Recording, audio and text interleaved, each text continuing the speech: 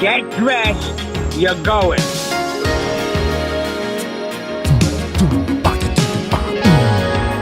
Hey, everybody. It's 7:01 p.m. on the East Coast, and we are broadcasting live from Studio A.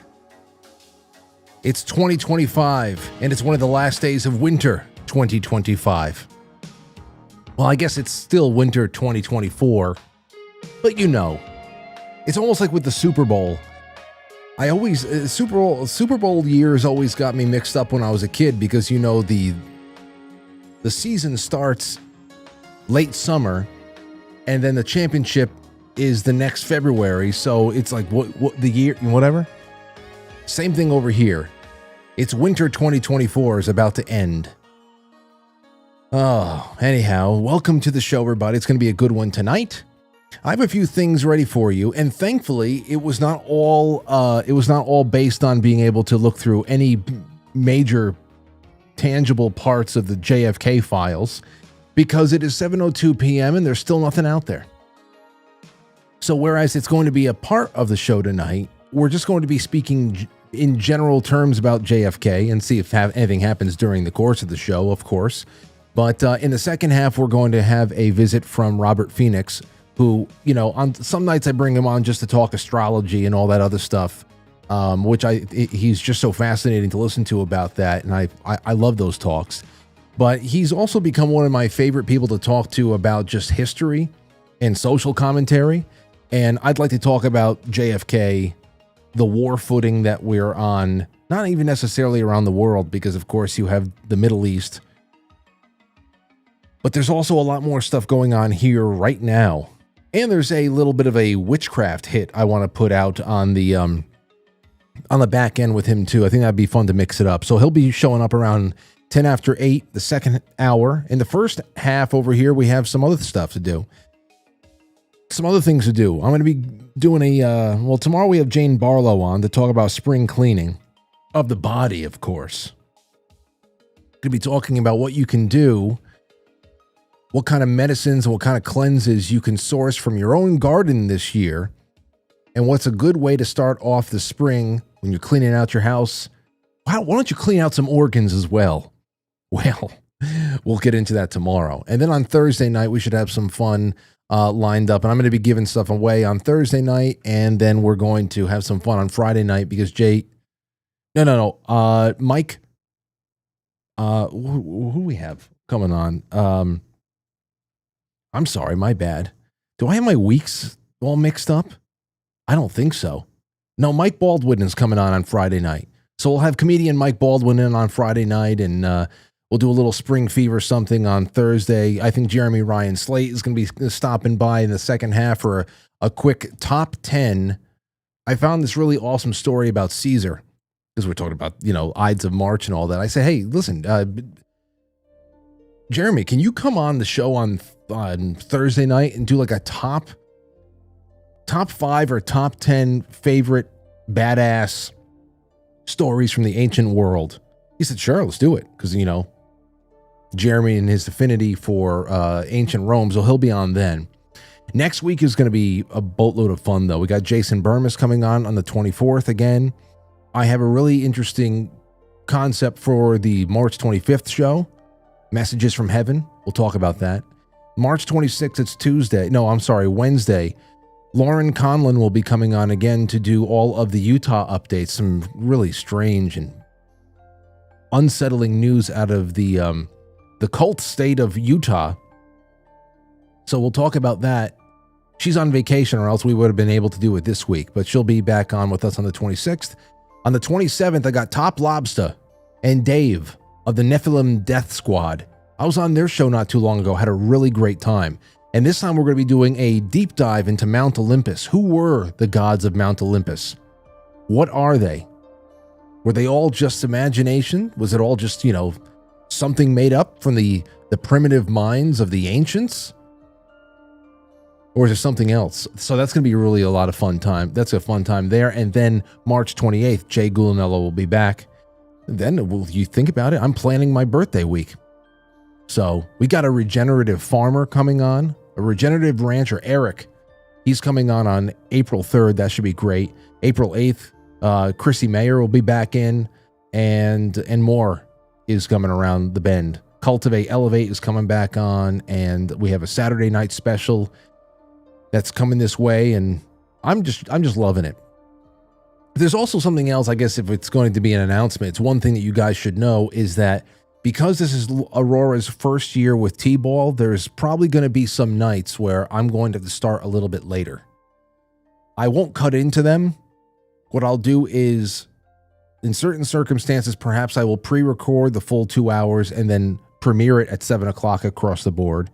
And in other cases, I will just go live at maybe 8 o'clock instead of 7 and do 8 to 10 instead of 7 to 9. I don't know. But, a lot of her games will probably be around 6 o'clock. And obviously, I don't want to miss any of those. So we'll figure it out. But just wanted to let you all know. And I'm sure that you guys won't mind. At least the ones who matter most won't mind. Can't miss those memories. And I will not skirt around work. We'll find a way to make it all. Everybody will be made whole. I promise you that. All right, into the grab bag we go. Let's go over to the sun. There's some really interesting things happening over here. The first one is terrifying video shows mysterious new sonic weapon deployed against a crowd of protesters. Where is it? Not here. It's not the southern border. But they were clearing the streets in seconds. This is in Serbia. Take a look at this. Warning, contains scenes that some viewers may find distressing. I didn't find anything distressing about this, but take a look. Crowded street is coming up. And the street everybody just split. Literally split. So you have a big scrum in the middle of the street and then boom.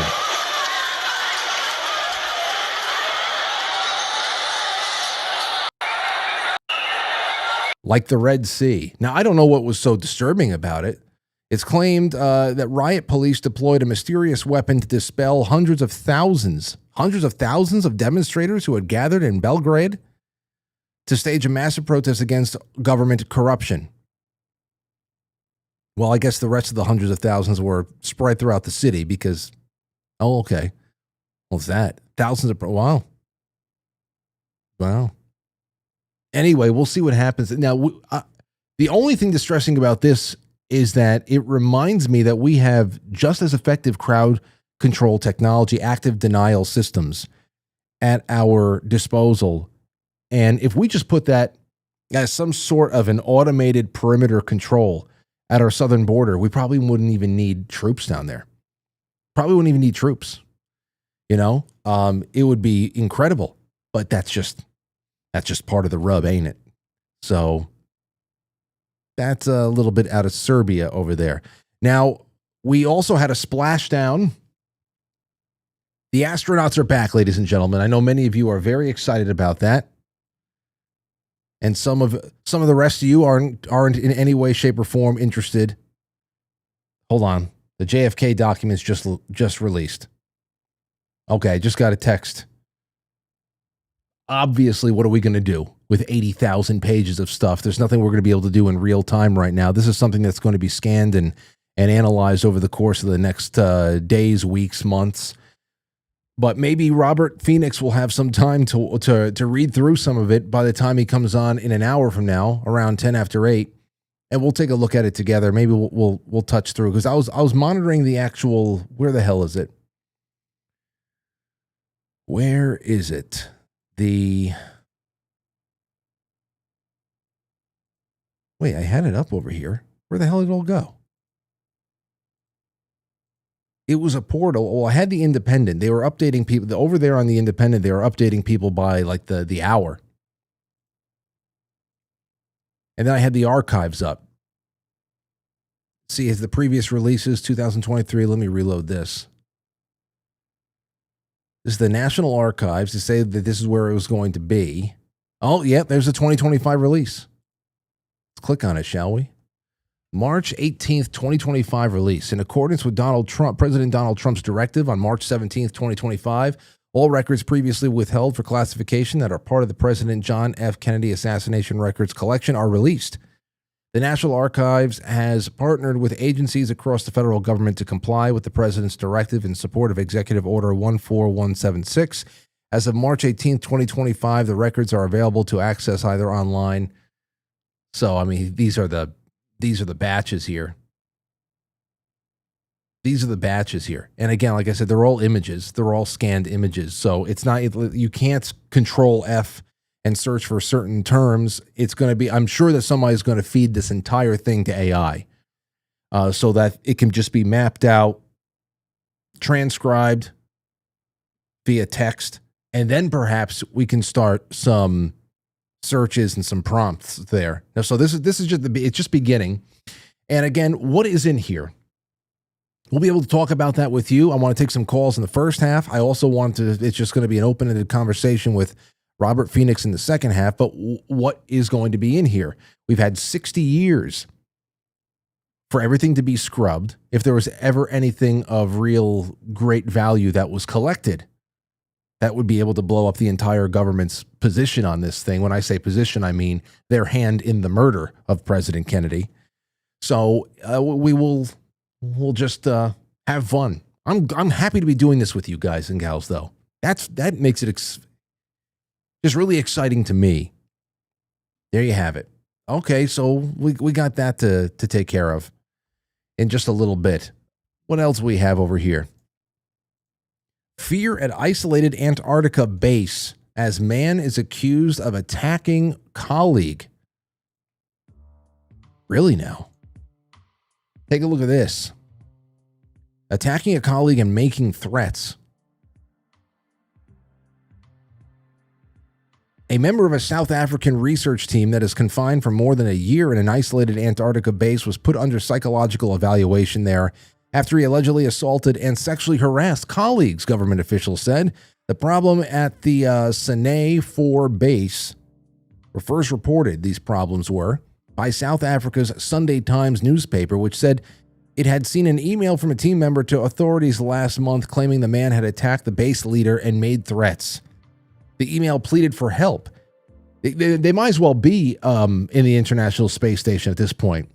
You think about in isolation in Antarctica, that could just be as dicey as isolation in the space station. You got to really trust the people that you're shacking up with. Everybody keeps their hands to themselves. South Africa's Ministry of Environment, which oversees the research mission, said in a statement on Monday that the alleged assault on the base leader was reported on 27th of February, and officials and counselors intervened remotely to mediate and restore relationships at the base. They were speaking with the team members almost daily, it said. The alleged perpetrator has willingly participated in further psychological evaluation and has shown remorse and is willingly cooperative. He's remorseful. So just let bygones be bygones here. It happens to us all. We all get a little handsy, right? So that's going on there right now. Can you just imagine being in that kind of isolation? Either in this part of the world or outside of the world, if you believe you can even get there. But that's that. There's a little bit more on this Obama judge that's trying to shut down Doge, saying that it's unconstitutional. Of course, talking about U.S. aid, which was unconstitutional from its inception. Okay, from its inception, which you want to talk about JFK. That's where it all started by way of executive order, and then made a little bit more permanent by Congress, but still they had no authority to do so. All of this stuff is just really fascinating to me. It's really fascinating because I get the same thing on Twitter or any comment section that I'm there hanging out on and just and watching the conversation on this really roll in. And that is, how do we undeify judges? How do we undeify them? That's the real question here. Because some people will say, well, you gotta find a way to make these things, whatever. You can't just ignore judges because then it's going to cut both ways. You can't just listen to court rulings that you like. It's not about court rulings. These are not decisions. like John Roberts said today, these are opinions, and we need to be okay with completely ignoring them. Now, as far as, well, it's going to cut both ways, it already does cut both ways. But until, as we always talk about in the show, until the states, your state, my state of New York, until the states start finding their political autonomy again and begin nullifying the Fed, this is the game that's going to be played, unfortunately. You know, maybe perhaps one side's actions will be a little bit more morally justified than the others, perhaps, but we are post-constitutional. When we do these deep dives on the show, I'll always say it, especially when Chris Ann Hall comes on, if we're going to break the cycle, perhaps it's good for newer generations of Americans to go out there and know exactly what they're going to try to restore. But to explain away what we have going on right now, there is no constitutional prescription for what we have. We're just making it up as we go along. There's nothing it's just nuts. So, and even in this respect, it's unconstitutional to stop unconstitutional spending. It's so nuts. But yeah, it'll trickle down eventually, right? All right, guys and gals, let's get this one started. I hope you all found your regular spots or your new one. You can move around the room as you'd like. It's your room after all. We will be right back. Get comfy. And here we go.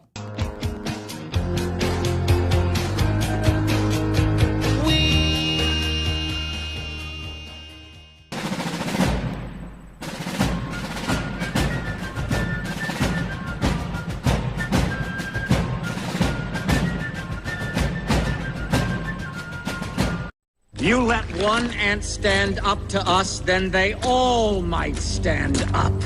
Those puny little ants outnumber us 100 to 1. And if they ever figure that out, there goes our way of life. It's not about food. 17. It's about keeping those ants in line. That's why we're going back. Does anybody else want to stay? Let's ride!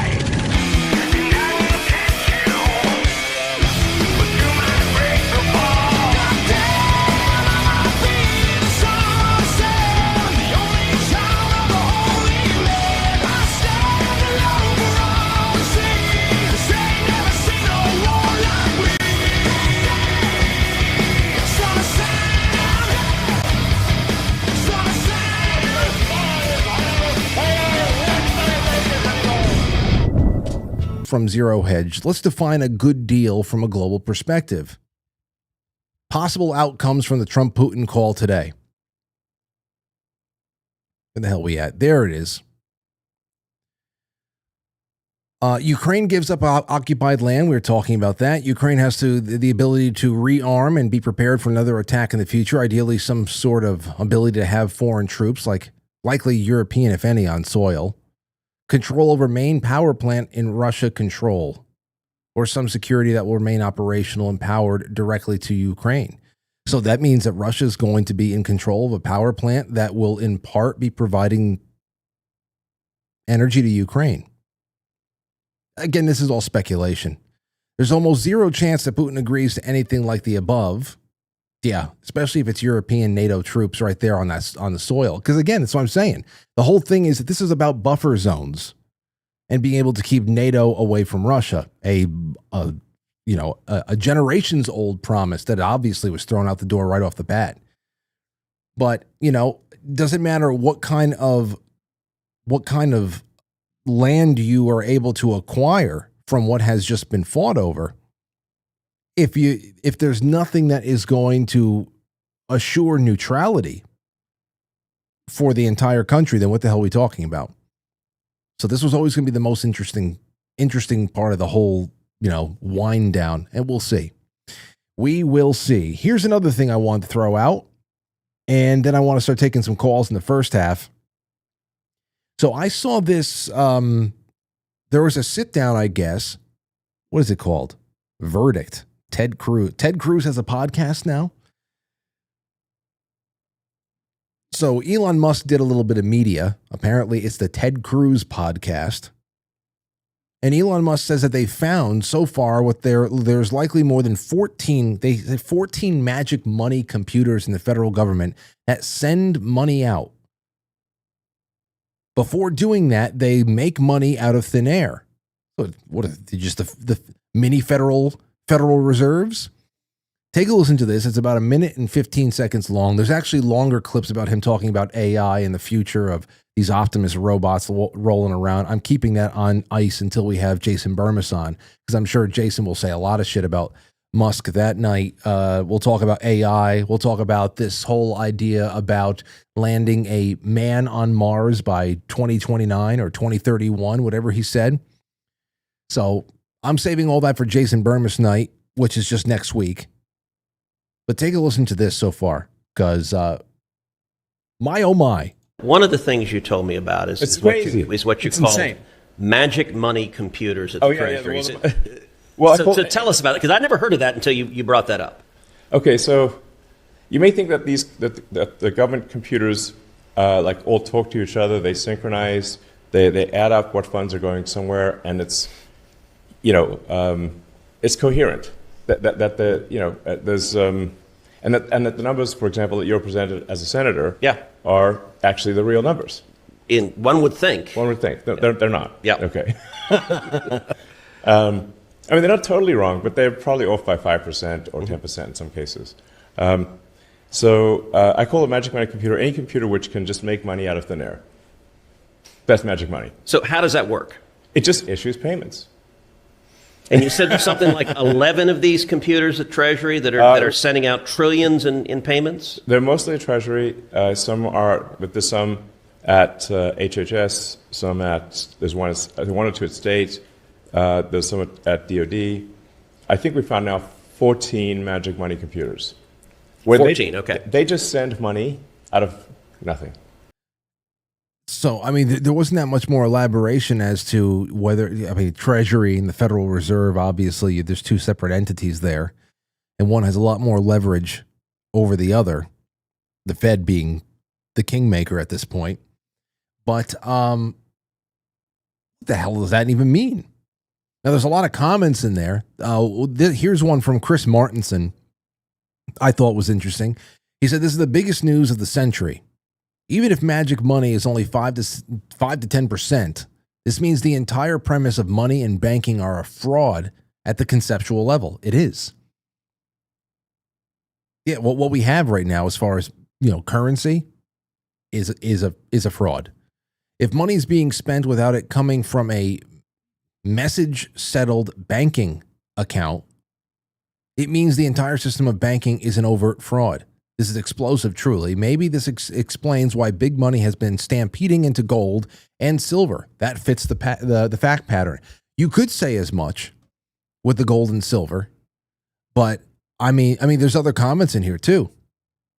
This is the definition of fiat. Absolutely. There's nothing behind it. Nothing behind it. I've never heard of that before, said Ted Cruz. This one guy, Ed Rofez, says, "The Congress, who literally exists to oversee government spending, wants you to believe that they have no idea about any of this. Congress exists to fund the government and make laws. They are the ones who oversaw our government corruption and waste." Yeah, they never really had any inclination to fix anything, aside from standing there and bloviating for a while and getting elected over and over again and just trying to stay in orbit. Of course, we're starting to drift away. It's the debt management thing that really gets you. Okay, someone says, why do they even need our tax money? That's a great question. Why do they even need our tax money? Well, what I would say is this. Have you ever seen, any kind of a mafia film or The Sopranos or anything like that? Why does Tony Soprano need the management position at Barone Sanitation?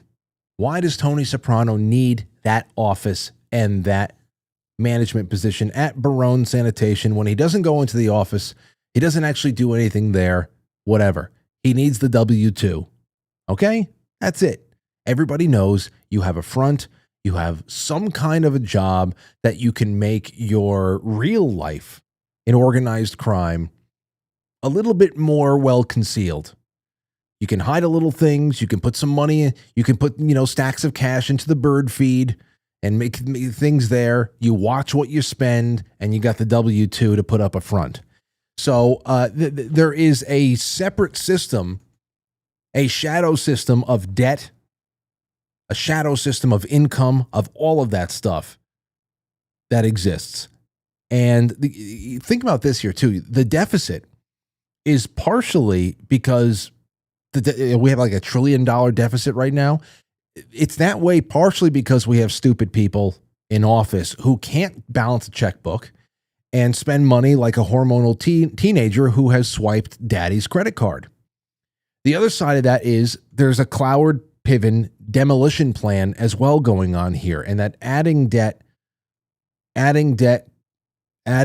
is something that is going to hasten the destruction of our financial security, moving into something that is a little bit is fresh, is also a lot more digital. There's a lot less financial freedom for people because more things will be tracked than ever before. So there's a lot of reasons why you would want to have debt get out of control, okay? Mostly for the same reasons why you would want open borders. You obviously want the country to tank for some reason. Now, the real question outside of that is identifying everybody's motives and knowing what they want to transition in to be the new paradigm whenever the old country, which is not even the original country, what we're living in right now, built upon the bones of the old republic, is still going to be washed away for something new. Something new, but the same people are going to control it. So the debt is the same way, the borders are the same way, and income tax really just gives us a great surface level scam to be distracted by in order to pull out all the attention away from the real money that is being created and generated and spent. Now, I remember this. I was putting some thoughts together for tonight, and I keep going back to people like a friend of the show, and I still stay in touch with him to this day, Andy Kubik. And Andy was on the show back in maybe 2014, 15, but I spoke with him in the old studio, and he was one of the first boots on the ground in Afghanistan after September 11th in 2001. Special Forces, I think Air Force. And back then, back on the air probably about a decade ago now, I remember him telling us when he realized, while he was out there, when he realized what was going on throughout the region, including in those poppy fields. Okay, and that was the big one. Those poppy fields that our Marines were guarding out there, the marijuana and the heroin that was being produced out of Afghanistan that our Marines were guarding for a good period of time out there. He said back in 2014, 2015, whenever Andy came on, that those poppy fields were generating over $1 trillion a year. I don't know if it was 1 or 2, but it was over 1. It was over 1. Over $1 trillion a year in unaccounted for money. It's essentially Operation Gladio, okay? The first Gladio had the CIA and other government agencies running crack through. That's when the crack epidemic started, especially in the inner cities, okay? That was all about selling, getting drugs on the street, selling it, ruining neighborhoods, ruining lives, but all that money was making its way back into Europe for all of the covert wars that were being plotted, and then of course that just moved into other places like Vietnam, and then of course the Western Hemisphere, and now it's home. Now it's all around us, and that's exactly what we were talking about here too when we started going into all of those North African and Middle Eastern countries after September of 2001.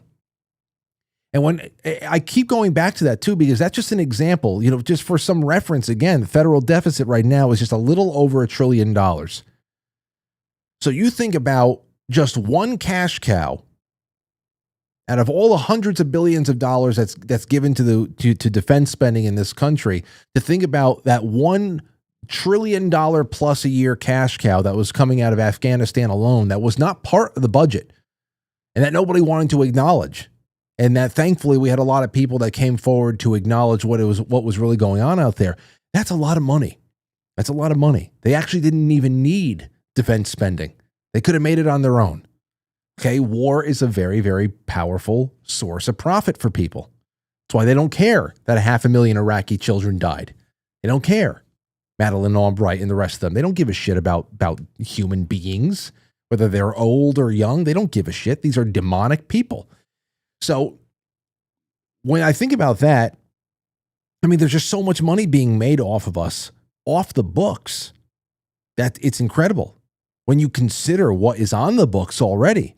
So the bloated zombie retirement and healthcare programs that we see, there's a deficit right there. So yeah, we have plenty of magic money machines out there, but this is just the latest one to find out about.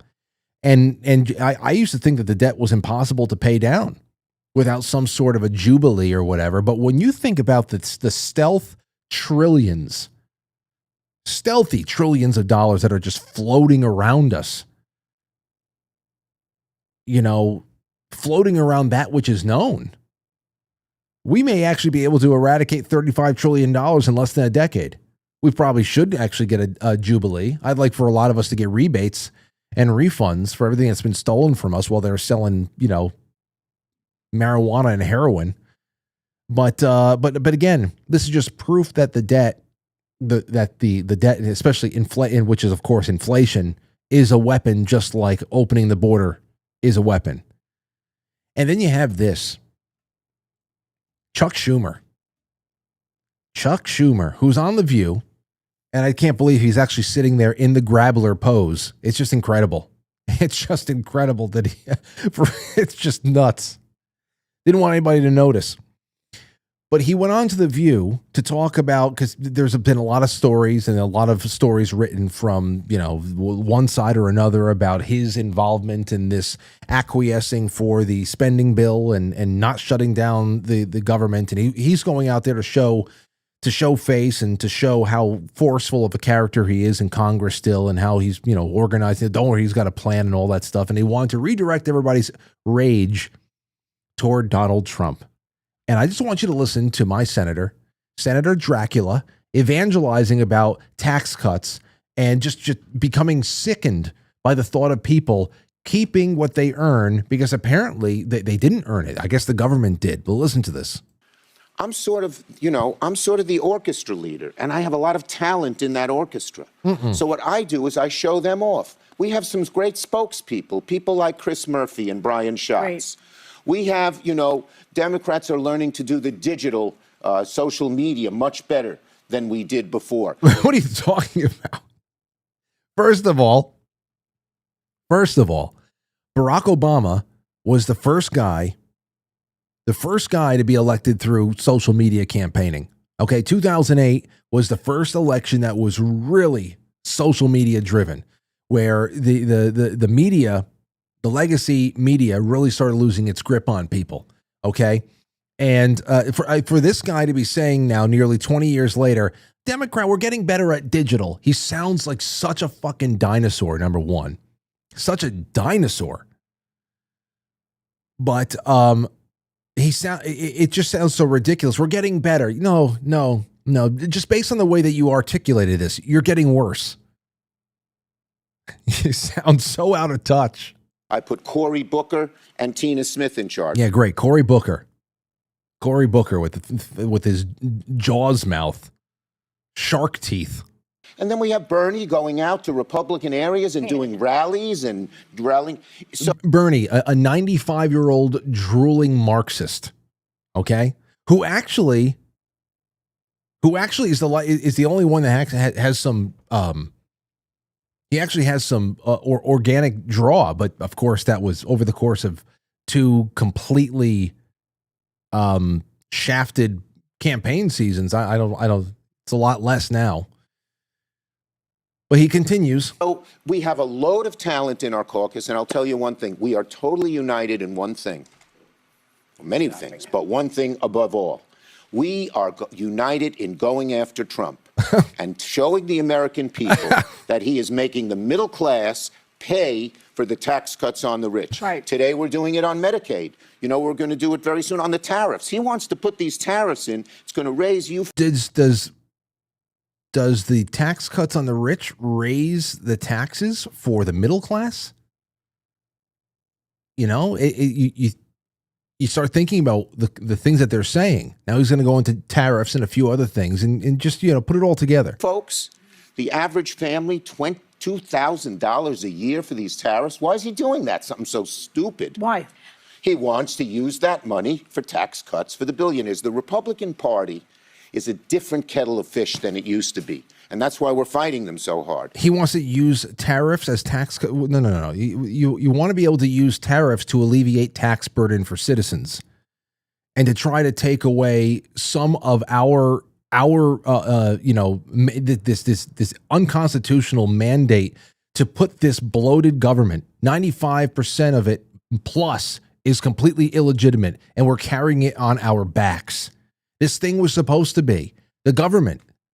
The organization that this guy works for over there in D.C. as a United States Senator is supposed to be so small and slim that tariffs can actually float it, because people weren't being taken care of from cradle to grave by the federal government, because that is only something that if you were going to figure out would have to be done in state.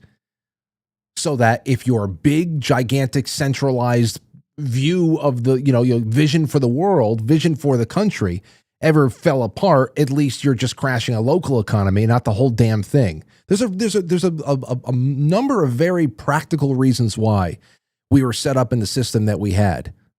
Not just the philosophical and moral reasons why we didn't want to direct tax people and steal from them constantly, so vampires like Chuck Schumer can go out there and make you feel bad for wanting to keep your own money. Ridiculous. But they continue. They are controlled by a small group of wealthy, greedy people. Yeah. You know what their attitude is? I guess I'm the small group of wealthy, greedy people. I want it all. I want everything that is mine. That's what I want. I made my money all by myself. I did. What did you make your money on?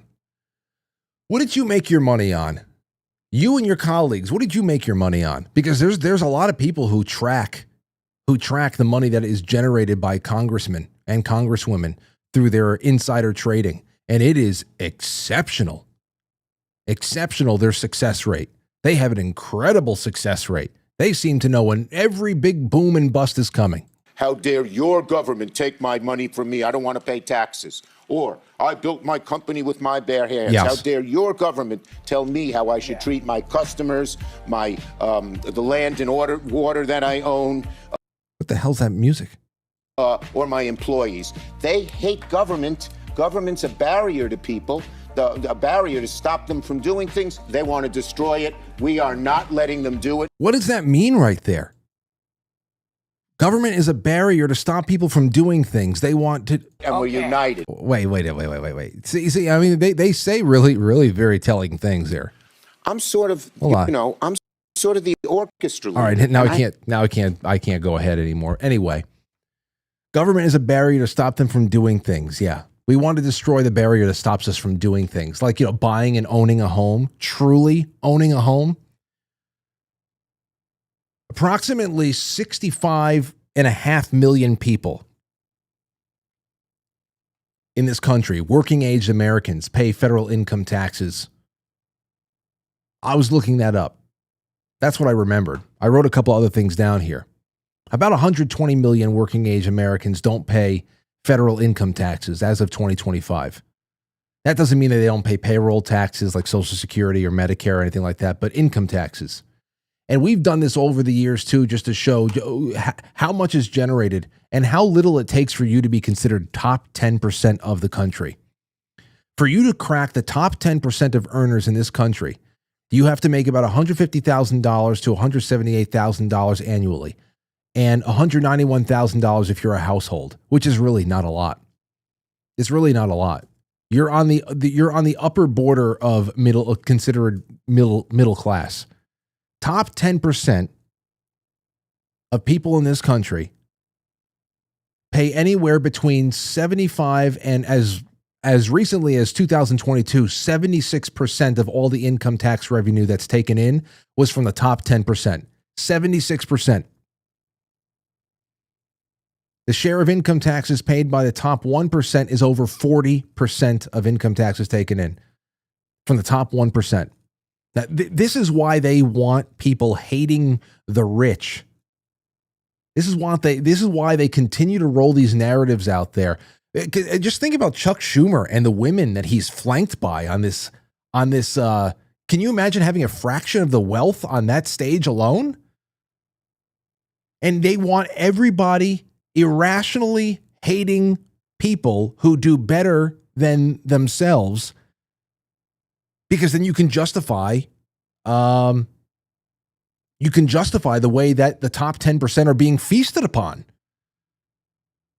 Fair. You cannot, if you knew how all this broke down as to who's being taken every year for these taxes, then you cannot in your right mind say fair share of anything. You couldn't, So that's what I continue to fail to hear from anyone as they hype up the low IQ audience at shows like The View is this: how do tax breaks for higher earners cost the middle class? How is it? Outside of Democrats having less money to actually take from one person and give to the other and say, "Will you vote for me next time?" It's some sick shit there. So to see this and the money machines and all that stuff, but I love it. I love it. Chuck Schumer is going to The View and saying, "Hey, listen, I know that we're suddenly 25 years in the past and trying to figure out how to do digital again. I know that we're starting from year zero again as a party, but at least we are solid on one thing, and that is getting Trump. Hasn't that been what you guys have been solid on since 2015? And you have only taken steps backwards since." So, whatever. All right, it's 7:45. It's 7:45, and I have something. I just got an alert to go onto Telegram. Let's see here. On to Telegram. The National Archives. Castro was upset about the Kennedy assassination. What is this? This is November 1963. Information report. Oh, Central Intelligence Agency. Fidel Castro was very upset over the change in the United States administration brought about by President Kennedy's assassination. The top Cuban leadership was sure that President Kennedy would not invade Cuba, and they were convinced that the policy of his administration for economic blockade and internal subversion against Cuba would not overthrow the regime. The present policy of the Cuban government on orders from Castro is not to attack President Johnson in public or do anything to irritate him. According to Cuban government leaders, Castro wants to wait and see what President Johnson says and does about Cuba.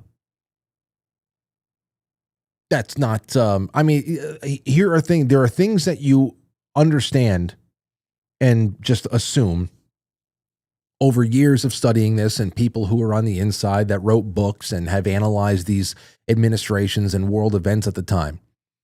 We know about how Kennedy, out of all the reasons why somebody would have had reason to kill him, Bay of Pigs was one of them. Not wanting to push this any farther over there with Cuba, not wanting to get involved in Vietnam. This was all part of it. Gladio wanted to press on. So it's interesting, again, just to see these missives about Fidel Castro's initial response to all this and feelings on the whole thing. That's one thing that just came out right now. Hold on, here's another one. Give him an opportunity to improve. I guess that's Johnson. If he feels so inclined, relations between the two countries, I guess, could do whatever. But here's another one. Here is another one. Let me get this up. This is, again, from the Quite Frankly Telegram. Memorandum. John Garrett. Samuel George Cummings.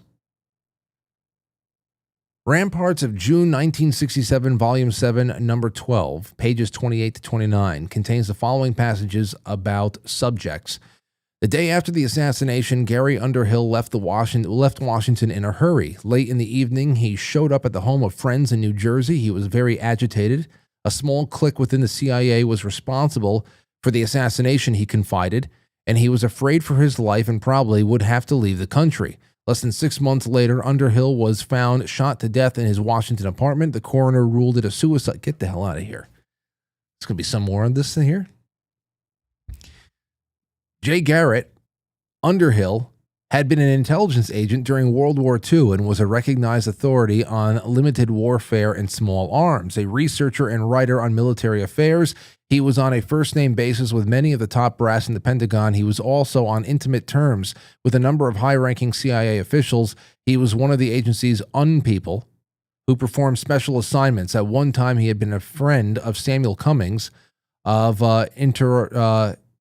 Interarmco, an arms broker that numbers among its customers the CIA and, ironically, Klein's Sporting Goods of Chicago, from whence the mail order Carcano allegedly was purchased by Oswald. Well. Well, no one said it was going to be completely uninteresting. Let's take some calls. 914, we have about, 10 minutes left in the first half. Let's take some calls. 914-200-0269. I'm also in the Discord. So if you're in the Discord right now and you want to say something on the topic, just jump into the voice chats. We've got the domestic calls line. We've got international line for you international callers, people outside the country. And then whatever the hell else. Go ahead. So this stuff starts to trickle in. We'll see what Robert Phoenix has to say about it. Coming up next. 914-200-0269. We can always just go to a real quick break. I'm just throwing this out there. Hold on one second. No, to hell with it. I'm going to go to intermission right now so we can just do this and then go right into Robert, because it's going to be no time before it's time for him.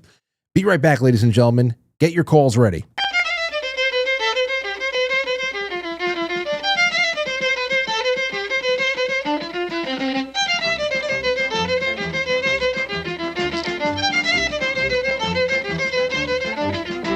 Welcome.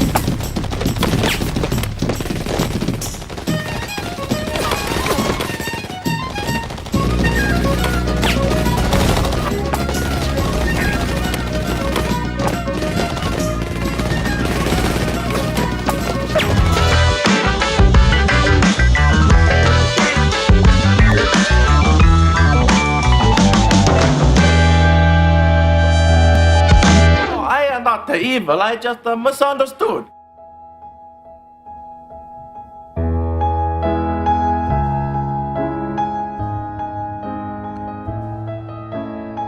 Okay. Let's do this. I want to take some calls here. First one, we'll go over to the Discord. Hey, David, you there? Hello, Frank. How are you? I'm doing fine. How are you? Well, Frank, as you may have guessed, I am calling from beyond the grave, so... Is this David Lynch? Quite well. Is this David Lynch? Indeed it is, Frank. It is I, David Lynch, calling from beyond the grave. This is a call I would have expected after his death. I hope that all is well with you, and again, very sorry to hear about your passing, David. Well, thank you, Frank. I have to say I was an overtly religious man when I was alive, but after I passed, I had one final chance to have an encounter with our Lord and Savior Jesus Christ, and when Jesus gives you one last chance, Frank, you don't say no. Right. So here I am in heaven. You take it. You take that second chance. Okay, well. Indeed. You know what, David? This is one of those situations where we are getting a little bit of a peek behind a curtain that most of us thought would be closed forever with no new information to be learned. You have always had an alternate view on history and what might have been behind the facing of the clock, all the gears and how they turn. Anything you want to share with us about the JFK assassination or anything else that might have shaped our reality from the last 60 years? Well, Frank, actually, yes, I am calling in specifically about the JFK situation. I was 17 years old when our former president was assassinated, and at the time, I did not know what to make of it. However, now that I have passed, up here in heaven, I have, access to a lot of knowledge. In fact, all the knowledge, Frank. And, I'm not permitted to say too much. The big guy has my hands tied, as you can imagine, but I am able to share that, yes, you will be learning things, Frank. You will be learning things down there, and a great number of you will not be surprised. I'll say that. Well, that's not outside of. I'm not surprised at all from that. And to be sent back here and to only have a limited amount of things that you are able to say, I would have to imagine that would come with. That would come with the territory of being given another chance to commune with the living. But thank you, David, for stopping by. I hope you do it again. Oh, well, Frank, hold on. There's one more message I was sent with. Go ahead. It's a message of love and kindness, Frank. Love and kindness. We have to fight the hate with love and kindness. Now, I know that there are people down there who claim to be fighting hate with love, but they are incapable of doing so. We, however, are not. We have love. We can fight with love, Frank, unless someone is coming at you with a knife, in which case I suggest using your sidearm. All other situations, love and kindness, Frank. That is all. Goodbye. Thank you so much, David. Thank you. And I believe he's right on that one. We live in a world of inverses, isn't it? It's not very shocking that a party that fancies itself a joyful one is actually the most violent. Anyway, let's take another domestic call. To be free, are you there? You're on the air. Go ahead. They are muted. To be free. 3, 2, 1. Goodbye. All right, 914-200-0269. We're going to jump into the super chats as well. Jay Britt says, hey, Frank, it'll be interesting to find out what is in the JFK files release. It would be even better to know what has been destroyed long ago, never to be seen again. Well, it seems like there's going to be some kind of a bone thrown our way. But we shall see. You're right. We shall see. Revolution. Rev says, happy birthday, Jacob. We're so proud of you. How did you go from our little man to 12 years old so fast? Love you. Happy birthday from Mom, Dad, and Ba. So that sounds great. A 12th birthday for little Jacob. Not little anymore. No, goes by quick. Stowstube, thank you so much for being out there, my friend. That's all on quitefranklysuperchat.com. You can support the show and get a message out to everybody by doing that. And over on Rumble, everybody's chilling, no rants. Over on quitefrankly.tv, NX17, thank you. Paulie9363, C. Blanche says, F it. C. Blanche again says, DJT incited an election in his pants. Are you talking about Schumer? Erection. Oh, okay. There you go. God, sorry. And Stephen and Lori says, Stephen's 70th birthday is today. Went to a bagpipe concert. Thank you. Thanks for all that you do, Frank. Oh, Stephen, happy birthday to you, sir.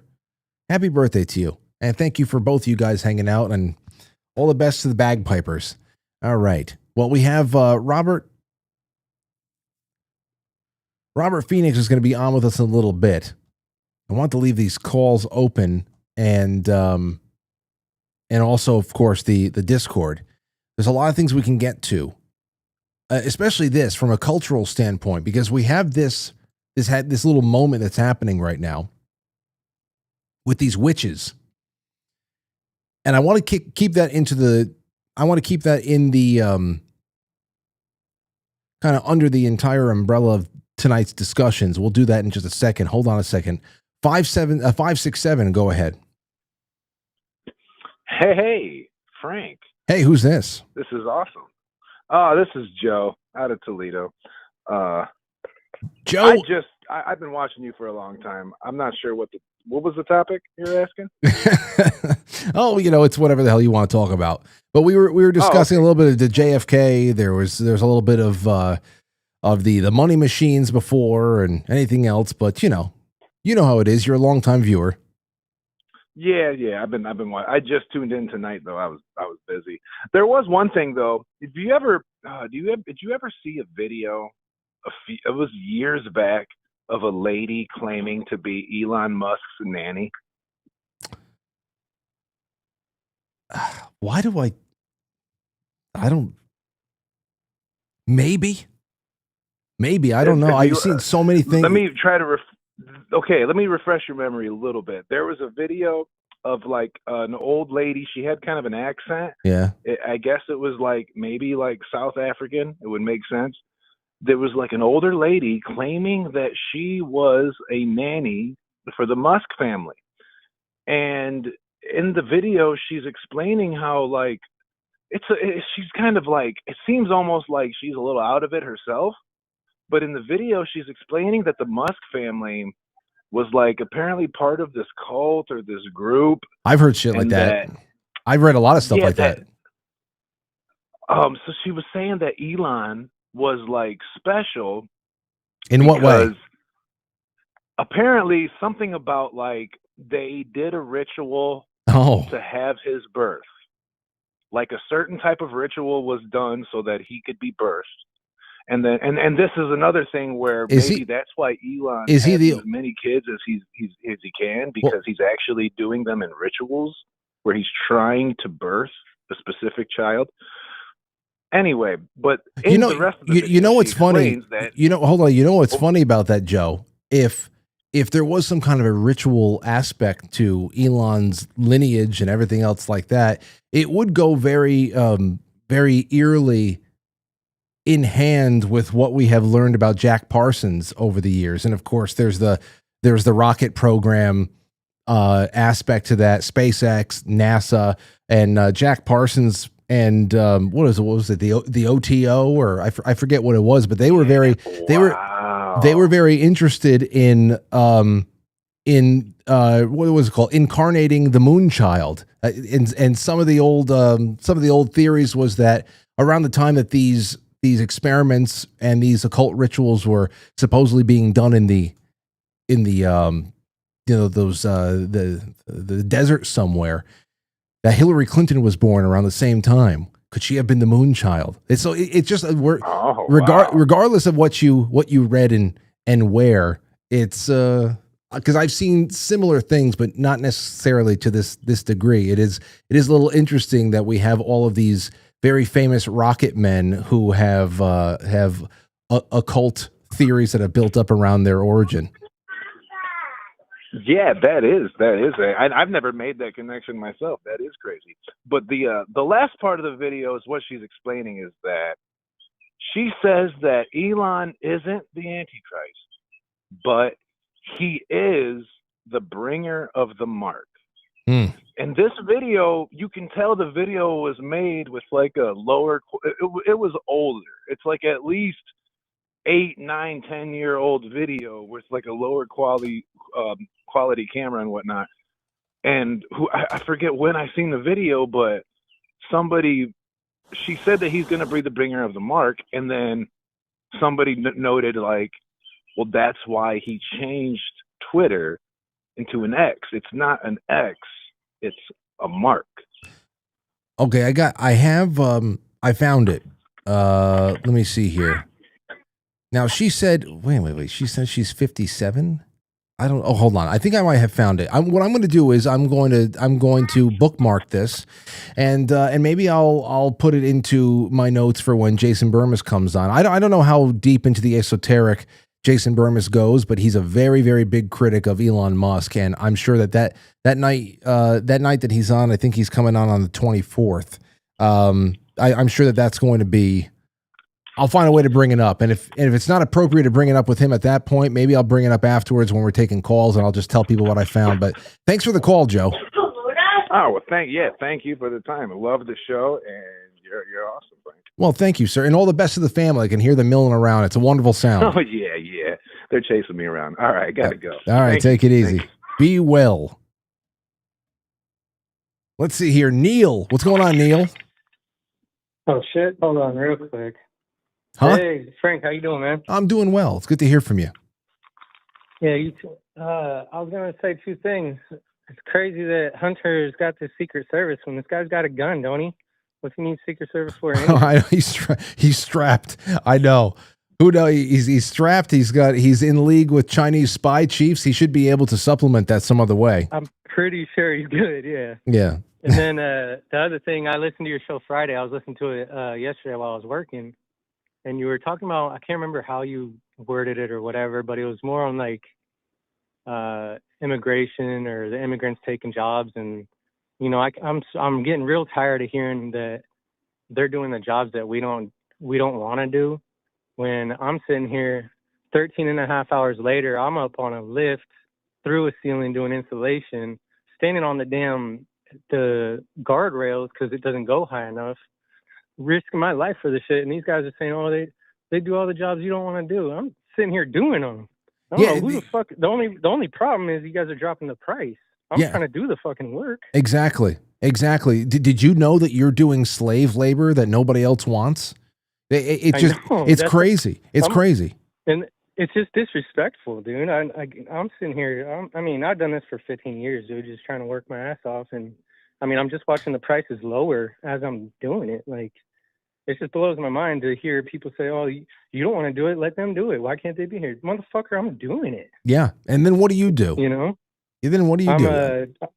I work for a general contractor, so I do commercial construction. Right, but Neil, like they say, the message there is that they're doing the jobs nobody else wants, but you're doing it. So if you surrender you surrender this line of work to people who are foreign nationals that are willing to take lower wages off the books and in cash, then what do you end up doing? Where do you have to move on? Because apparently something bigger and more lucrative has been promised to you. I guess that's like they like to frame this as saying that we are a privileged bunch, but I don't really see anybody moving into higher paid jobs. I see a lot of people who have college degrees that are not being put to use. They are saddled with a lot of debt, and they just have a lot of sour notes about how the world works.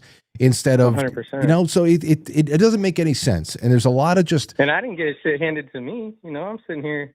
I'm just trying to make it, dude. Like, nobody handed me a damn thing. I was kicked out at 16 and had to figure it out. That's how it goes, dude. Ain't nobody pouring me and my stuff. Like I didn't get no fucking handout. No government saved my ass when I was in high school, still trying to fucking figure it out.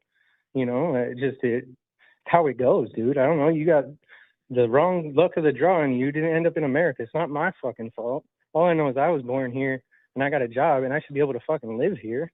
I can't even afford my living. I'm working 13 and a half hours a day, and I'm barely scraping by. And I make good money. I'm telling. Yeah. Well, you know what? Chuck Schumer doesn't think that you should keep more of what you have, and that's the other thing there too. In an effort for people like you to not sit back and reflect on how you're getting screwed by people like Chuck Schumer, who don't even, who are so pampered they don't even know at which point during the grilling of a hamburger patty do you put the cheese on. They want you to constantly fixate on those who have more than you, because it's their fault that you have less. Meanwhile, that's right. Jobs that used to be able to support an entire family that don't do much for people anymore because they have prioritized it to a new incoming underclass of dependents from foreign lands that they want to be able to electorally replace us all with. They want to prioritize them for those jobs so that they are grateful for being put there and vote accordingly when they have voting rights. And then the opposite side of that is people like you. You're stuck there and you're given a gripe, and now you're being all the responsibilities deflected away from these assholes that are inflating the currency with all the spending. And here you are, and you I think you speak for a lot of people, man. I think you do. And and I know I do, and that's why I wanted to call in just to speak that, because like I said, it was on Friday when you mentioned it, but I was listening to it yesterday. I almost called you yesterday, and I was like, it's gonna be really fucking weird. But yeah, man, I just want to call and just connect with you on that real quick, because it's just been bothering me, dude. And I know that a lot of people that listen to your show, they can relate to my situation for sure. I know they can. And thanks for the call, dude. Yeah, man. I'll talk to you later. All right. Be well. Okay. Bye, let's see here. We're going to take another little view on some stuff that's coming in through the on the Telegram. And hold on a second. And we got Robert Phoenix here as well. You know what? I'm just going to bring Robert in. Let's bring him in. You all know him. He's been here for a while. We hang out for a good amount of time. RobertPhoenix.com. He's got wonderful shows. Like I said, I love talking to him about the what's going on in the skies above us and the historical the patterns that we can pick up and really just try to understand how this whole mishmash of humanity is actually jiving with each other. But I also just love talking about society and everything that's that is historically, I don't know, we're seeing cycles come back around. And I know that just from our last conversation, I think the last time you were on the show, we were talking about Nixon. Is that right? Or is that afterwards? I think it might have been the last time. Yeah, I think it was the last time we had a chat. We were talking about Nixon, and that was a good one because, Nixon is, I think, a often misunderstood figure in American politics. But yeah, man, I'm happy to be here. Thanks for having me on, Frank. Well, listen, it's great to have you back. And now we get to talk about something else. JFK, this JFK stuff is just starting to trickle out.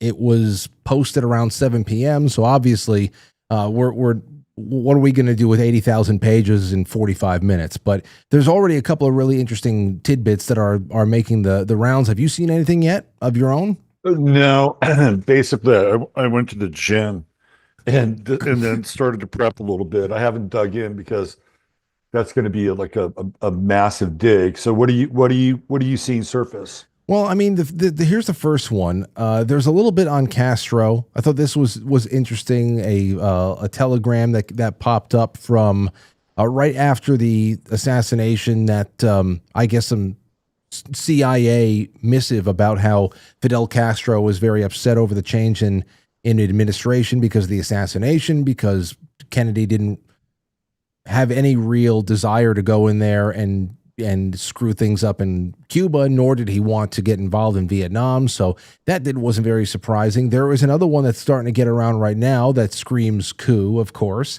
And this is a memorandum. Let me see if I can put it up on the screen again. I put you there. Here, I just read this a little while ago, but since you weren't here for it, this is a memorandum. Ramparts, John Garrett, Samuel George Cummings, and this is the day after the assassination. Gary Underhill left Washington in a hurry. Late in the evening, he showed up at the home of friends in New Jersey. He was very agitated. A small clique within the CIA was responsible for the assassination, he confided, and he was afraid for his life and probably would have had to leave the country. Less than 6 months later, Underhill was found shot to death in his a Washington apartment. The coroner ruled it a suicide. And it goes on. And again, this is from July 19th, 1967.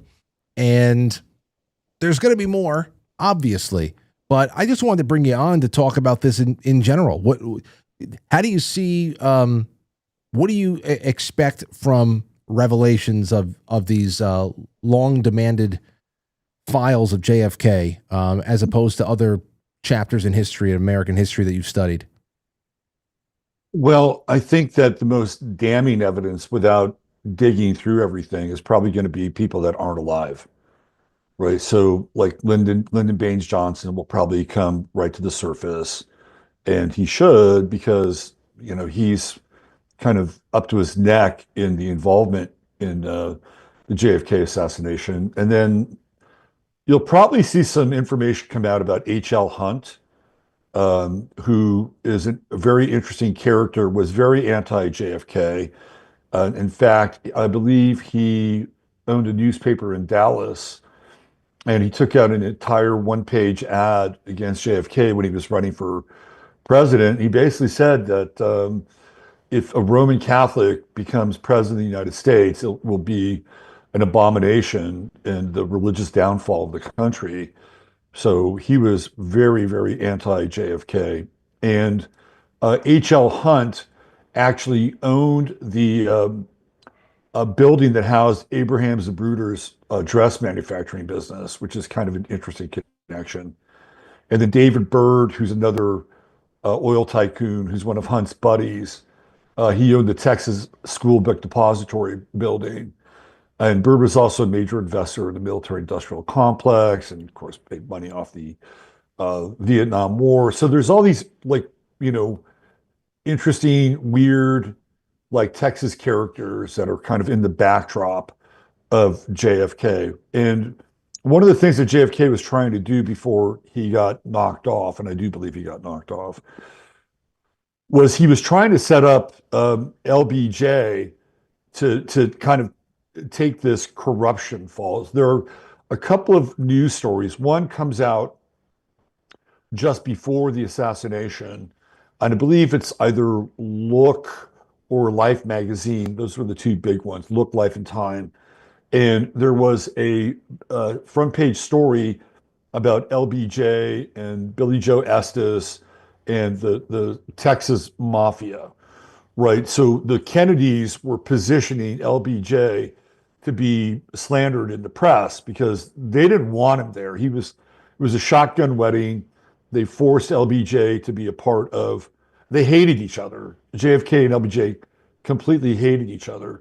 So they were working the press angle to essentially try him in public and either have him resign or become impeached. And there was another article which surfaced after the death of JFK around LBJ. But then once that article, which had already been scheduled, once it was printed, that was it. It was done. There was no more, quote unquote, LBJ slander. So he's definitely involved in this whole thing. Of course, it happens in Texas, and it happens in Dallas, which is sort of the esoteric part of Texas. When you look at the word Dallas and split it kind of in half, right? You have the D and the A on one side, and the A and the S and the other, and then in the center, what do you have? You have the two L's, right? And those two L's will actually become the Twin Towers. If you kind of ride that wave from 11/22/63 to 9/11, 2001, this is what I call the Kennedy timeline. And everything changes after Kennedy is assassinated. We have the heavy duty investment in MK Ultra, Project Phoenix, the escalation of the 60s. You have the Laurel Canyon. So all these things happen in the wake of the death of JFK, and they're really very powerful social forces that are unleashed, and they're also guided by these intelligence agencies, whether it's the CIA or Tavistock. They all have a huge role in shaping the public consciousness, because that's an incredibly traumatic event. And I know a lot of your listeners are very keen to this. So whenever there's an MK Ultra person, like your friend Kathy O'Brien, what happens to her? She gets traumatized, right? This is part of the conditioning and part of the programming. And once the trauma happens, then the programs are slipped in. So that's a micro version of MK Ultra. The macro version of MK Ultra is shocking the public and putting the public in a state of trauma. And that's exactly what happened with JFK. So then all these other programs get inserted post JFK, and for better or worse, they shape our society. So I think that's really significant. If you follow that all the way out, the end point is 9/11/2001 with the Twin Towers. And the theme that connects all of these events is the sign of Gemini, because JFK he's a Gemini. That's his sun sign. And supposedly the head of the CIA in Dallas, the Dallas chief, is George Bush, who also is a Gemini, right? And we just kind of move that timeline forward because we're splitting off, right? We're moving from one direction, which is Camelot and JFK and theoretically the things that were going to happen, like once he was president, and we could talk about what some of those things might have been, to this other timeline, right? And so this timeline keeps going until we get to another node in the timeline, which is the Gulf War, Gulf War I. So who is behind that? It's George Bush, right? And this is another kind of split in the timeline. Because if you look at what was happening prior to the Gulf War, the world was kind of coming together, right? We just saw the theoretical fall of the wall, right? Communism in Russia, put to bed. We start to have these global events like Live Aid and Farm Aid, and the world is becoming synced up in kind of a very interesting way that it hadn't happened prior to the Cold War. So we're kind of coming together, and I actually talk about this as like the harmonic convergence of 1987, which is kind of a significant event actually. So we have this coming together, and then we hit the wall with the Gulf War. And that's the first time we hear about the New World Order. It's George Bush's famous New World Order speech. And it has to do with the war in Iraq. So what does George Bush talk about? He talks about the coalition of the willing. And so you have this coalescence of this coming together for this weird war against Saddam Hussein to somehow liberate the Kuwaitis from Saddam Hussein. And so that's another kind of stop on this timeline. It sort of reinvests us back into sort of the original event that takes place with JFK. And then the next thing that happens, of course, is 9/11. And who's the president? It's George Bush's son. And so you have the two Georges, right? And they're twinning. They're twinning each other. And then you have the Twin Towers. And, when did the Twin Towers fall? Well, 9/11. You have the two basically going back to Dallas, right, with the two L's in Dallas, 9/11, the two ones, the Twin Towers. What are the twins? The twins are Gemini. And if you look at the major players in the Twin Towers or that event, with the exception of George Bush, who I believe is a Leo rising, if I'm not mistaken, but he's George Bush's son. So you get the two Georges. You have Rudy Giuliani, who's the mayor of New York, who's a Gemini. You have Larry Silverstein, right, who owns the Twin Towers, who's a Gemini. And believe it or not, you have Donald Trump, who's kind of in the background, who's also a Gemini. And there's this really weird picture of Donald Trump and Rudy Giuliani in drag. And it's almost like Rudy Giuliani is pulling a Marilyn Monroe. He's got blonde hair and everything. And so you have Trump sort of mirroring this Kennedy moment, right, with Kennedy and Marilyn Monroe. And then there's the connection with RFK Jr. with Trump as well, which is, again, part of this very weird sort of twinning that takes place. And it seems like just about when we're maybe verging back to this pre-Kennedy timeline, something happens. And we get tossed into this sort of global event. Everybody has to deal with it simultaneously. Well, right? 9/11 is part of that. Go ahead. No, on 9/11, because that's what you're talking about. There is these are some of the things that I always saw, even maybe just with not too much detail attached to it, but I always thought it was very interesting. You had that very famous farewell speech from Eisenhower. A little bit. Everybody has their chance talking about the identification of a military-industrial complex, some sort of a coalition of unaccountable quasi-government forces that really have no oversight and will be beholden to nobody, and of course are not being reported on. But there's a little bit of it's not as vague as people are saying, especially as time goes on, because you have Eisenhower making this kind of a warning. The next president is killed. Okay. What's on the line is this, you talk about the Soviets, and you talk about that 1987, you talk about this kind of like moment of people are kind of coming together, coalescing and all that stuff, the fall of the USSR and everything. And then in comes Kuwait. Well, you had the Cuban Missile Crisis that was diffused. You also had the Bay of Pigs, where there was obviously not going to be a lot of cooperation from Kennedy in the White House. That made him a lot of enemies there too. And he, like I said before, earlier in the broadcast, he wanted nothing to do with Vietnam. And Vietnam, of course, was really that prototype war for what we would all see in the 21st century with Afghanistan. I wasn't around. I was born 10 years after Vietnam ended. But, in watching Afghanistan, with how we are just kind of like in a holding pattern there, where there really doesn't seem to be any real way of winning this thing. There were 20 years in. There's all of this talk about our Marines that are defending poppy fields and marijuana fields. And of course, that was going on in Vietnam as well. It just seems like the same operation that is being done in the same kind of order of events, just in different generations.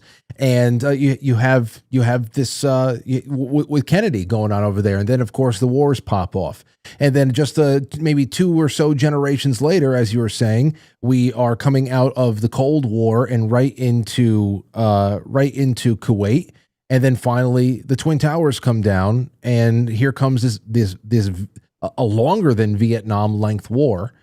That was far more profitable for the people conducting it than the Vietnam ever was, and far more deadly for the locals than Vietnam was too. So it just always seemed like the patterns were recognizable without me even having any kind of knowledge as to whose sun sign is what. It seems like, wow, okay, well, this has happened before, and a lot of the same people are involved. It's just like now it's just their sons and grandsons instead of, the elders from the 60s. Yeah, no, I think that's a great observation. You don't really need to understand the astrology, but I think understanding the cycles and the patterns of time are really important, because when I was old, when I was, I think, a very early memory, I was in a hospital bed. I had my tonsils taken out, and I'm watching the TV, and I'm seeing this funeral procession. And I asked my mother, I said, "What's going on here?" She said, "Well, that's the president. The president got shot, and they're having a funeral for him."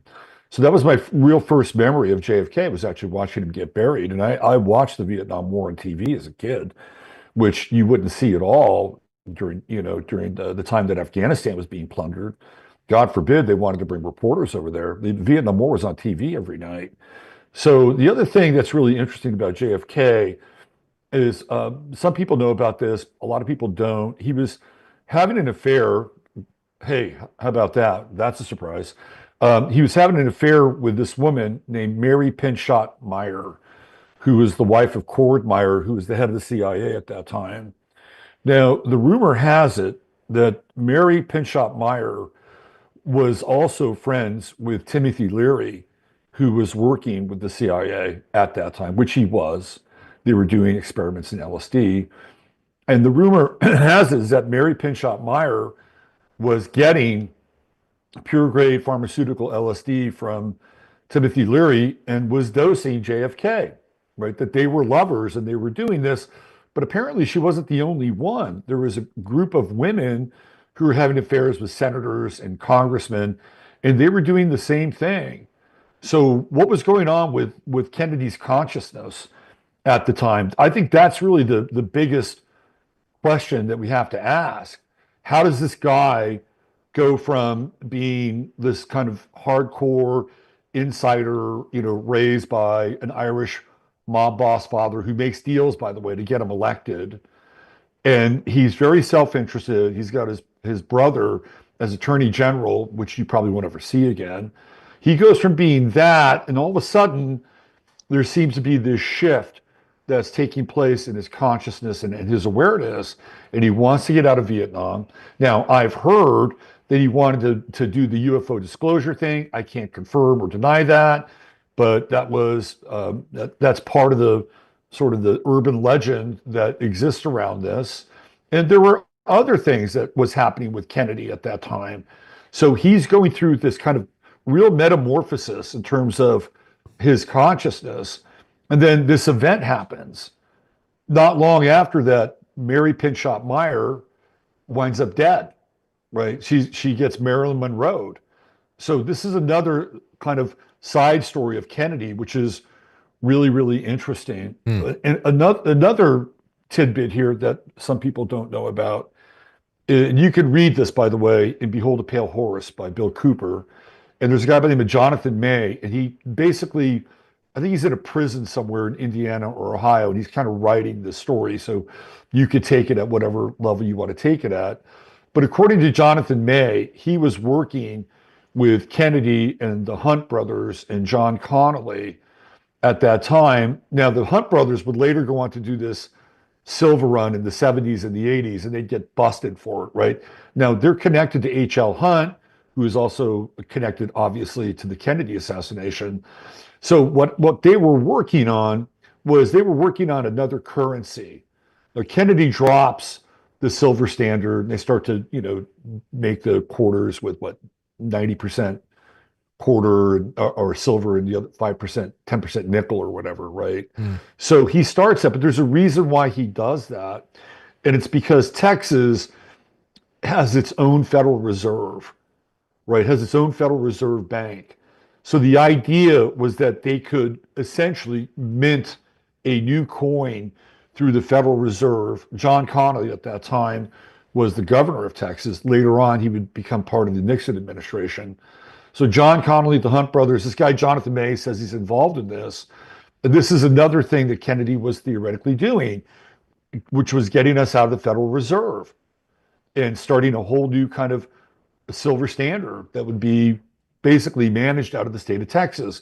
And the Hunt brothers were positioned to start this silver run, which they later would do in the 70s and 80s.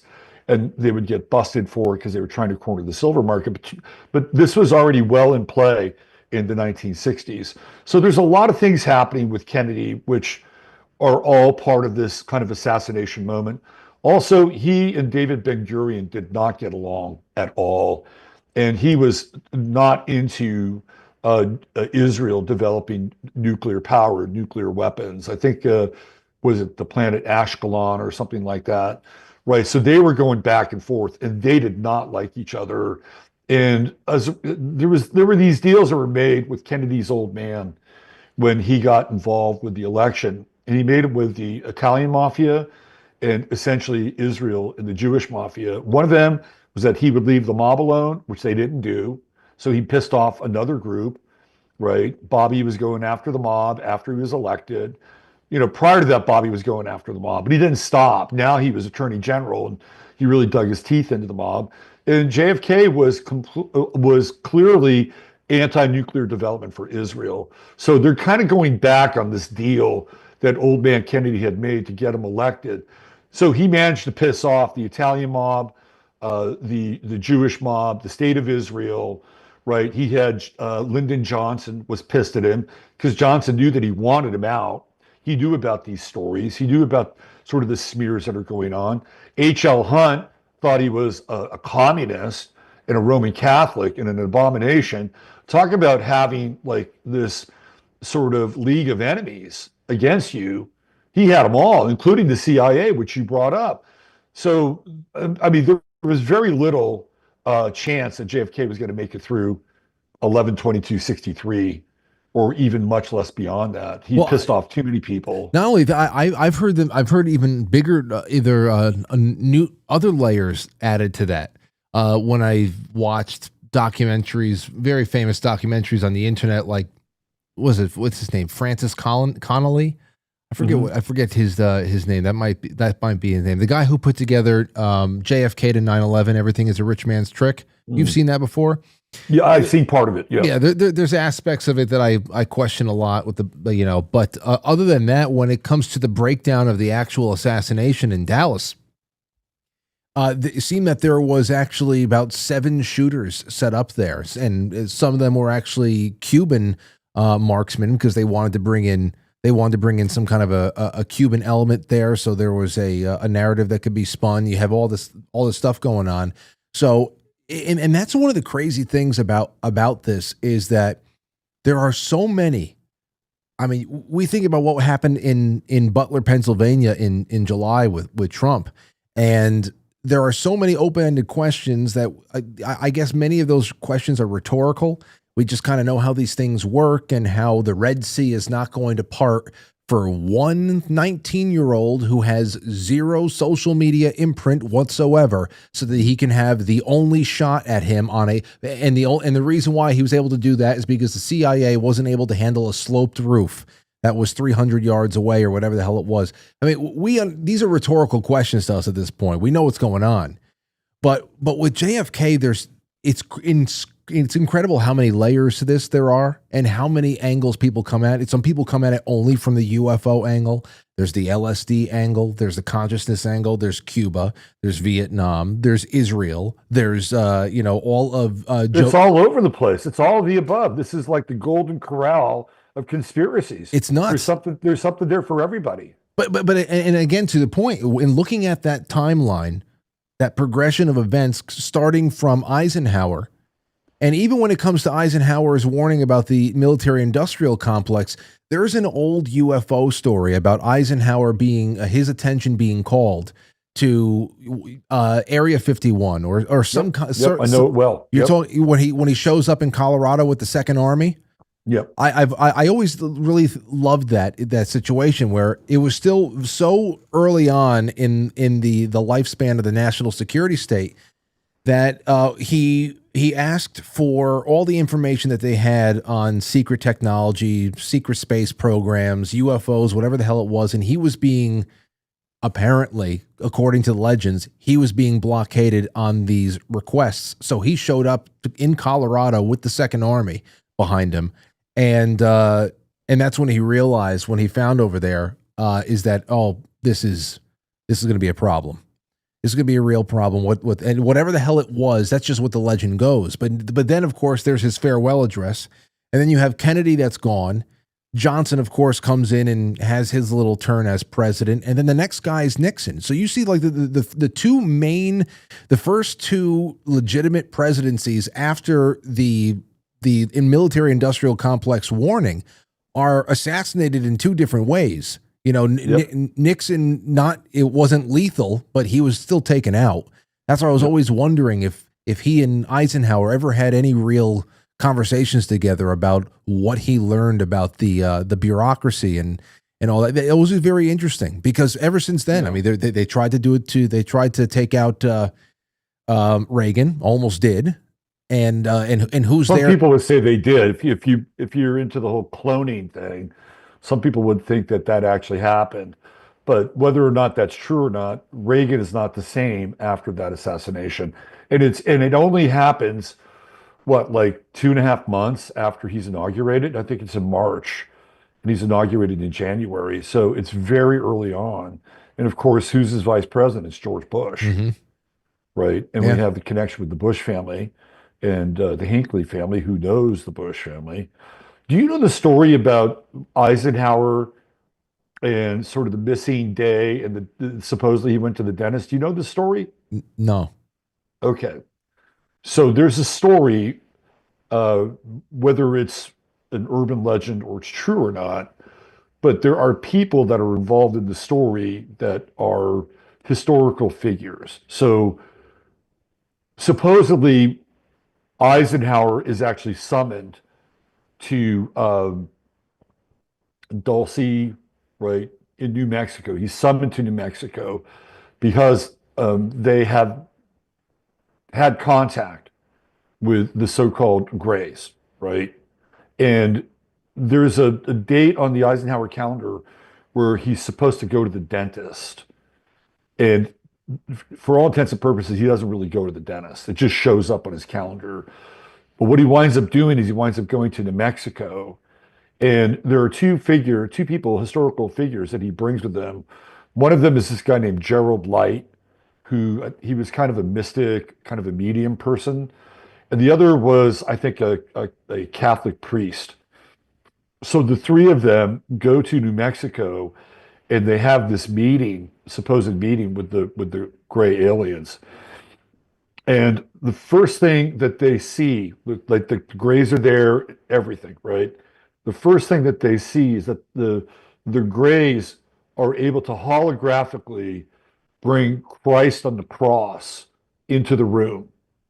And so they're like watching Jesus being crucified in this kind of meeting space in New Mexico. And it absolutely flips their wig, right? And then the Greys supposedly take them into the future and they show them the end of the planet and the dying of the sun and all this other stuff. So it looks like the Greys are the actual masters in MK Ultra and trauma programming, because this is where they supposedly hook Eisenhower. And these deals are made to work with the gray aliens for their quote unquote research purposes. And the whole idea was to, swap out some people and none of them get harmed and they get returned. And then as a result of this, they get this technology, right? Whatever the technology is. Is this are you talking about the Greada Treaty or something like that? Yeah, I think that's what it's called. This is how it gets set up, right? It's with Eisenhower actually going to New Mexico with these two characters. The Catholic priest was fucked up, right? He was like messed up after he saw this. This Gerald Light character handled it a bit better because he's, I think, a bit more versed in some ways in dealing with the peculiar. And that's where it all kind of starts, right? It starts when, they see this stuff happening before their very eyes, and then the deal is made. And so, then you get into the day after Roswell, and the sort of all the technological developments in fiber optics and things that go along with it, right? Which happen very quickly. It's like we go from transistors, we're up to another level. That's really interesting how that happened. Things like Velcro apparently start to show up. I heard about Velcro and fiber optics. Those two things in particular have popped up in every thread on this over the decades that I've spent, having fun with it. But it makes you just makes you wonder. It really, I've always wondered about it, and I just keep. It's another interesting story that leads into Kennedy. And, I think Eisenhower had seen plenty, between World War II, and he doesn't really come out as a sterling character in World War II. If you follow the Patton stories, he's kind of in there with Omar Bradley. He's really rewarded for not rocking the boat, whereas, of course, Patton doesn't get the same kind of reward. But he definitely gets his world rocked, right? He comes through World War II. Now he's got to deal with the Vietnam. The Vietnam, people don't understand this. Like, stuff is happening in Indochina in the 1950s. It's starting to kick up, right? The French are having an issue.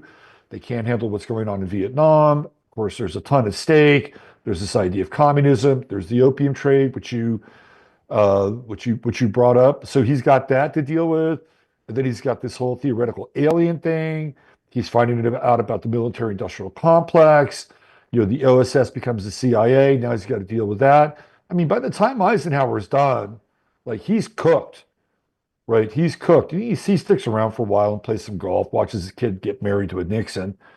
But man, I mean, that guy was baptized in the high strange and in all this international intrigue, and then it lands on Kennedy's shoulders, right? Yeah. This is what he has to deal with. It comes down, and a lot of what we talked about so far has a lot of war themes built into it. Obviously, it's all war. It's either you've got troops deployed and everybody's in formation and they're bayonets attached, or you are in some kind of psychological field where it's all about manipulation and coercion in one way or another. So, for the last 10 minutes that I have you on with me, let's talk a little bit about where we are right now, because the war footing is a lot closer to home than than what we're talking about, the unending carnage in the Middle East.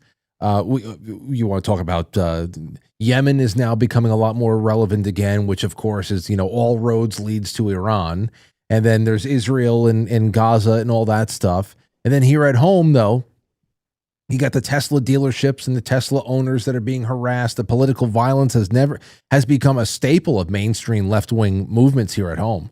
I mean, we have the swatting. The swatting Juanita Broderick just got swatted. I saw Juanita Broderick just got it, the latest one. In fact, I got it's very off-putting. I mean, these are attempts, because especially with the swatting stuff, those are attempts by liberals to have, I'm not going to call all of them conservative, but to have politically unaligned media personalities murdered. That's an attempt to have politically unaligned people murdered by the police on your behalf.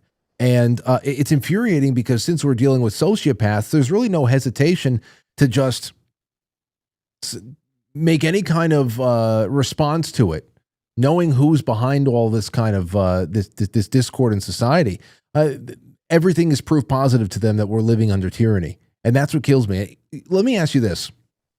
Since you're a man of history, I said this during Trump 1.0, and I'll say it again. What Abraham Lincoln did to Northerners alone during the war is enough to have him remembered as one of the greatest tyrants in American history. The Civil War has been very wrongly reduced to childish narratives that we see for everything else. They're childish narratives for everything. But we're talking about hundreds of newspapers were shuttered. Thousands of people's voices were silenced up here in the North. People who opposed the war, how it was being conducted, including journalists. I think one or two judges were even removed from their posts and all that. Lincoln was not justified in doing any of that stuff. But I said Trump would be. Trump would be. When you talk about how the Civil War was a major point in which the American Republic had this very violent birth in becoming a national government where there was just everything was a lot more centralized, and we were moving beyond the Constitution. Trump became president in a post-constitutional world where the devils are in control, and have been for a long time now.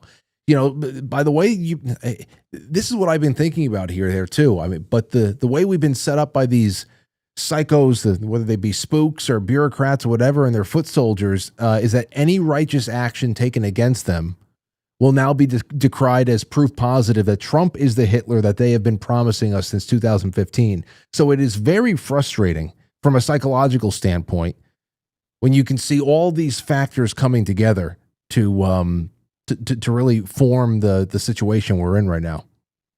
Well, it's kind of like you're damned if you do and you're damned if you don't, right? Right. I mean, this is the pincer effect. It's a psychological pincer effect, but it has also deeper ramifications. And I want to bring one thing up, and I want to flip to Europe really quickly, because I think that's the hottest war theater is Europe. And I'll give you an example why. But last week, I believe it was last week or maybe 2 weeks ago, Trump decided to take on Thomas Massie. And it didn't go very well, right? The Massie loyalists were like, hey, cool your jets. This guy's good, right? He's a good dude. He's just looking after us.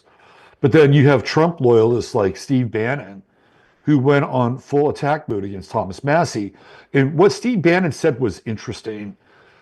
He said that Thomas Massie is an effete intellectual who rests his laurels upon the Constitution. Well, let me tell you something. This is what Steve Bannon, I'm paraphrasing. Let me tell you something, pal.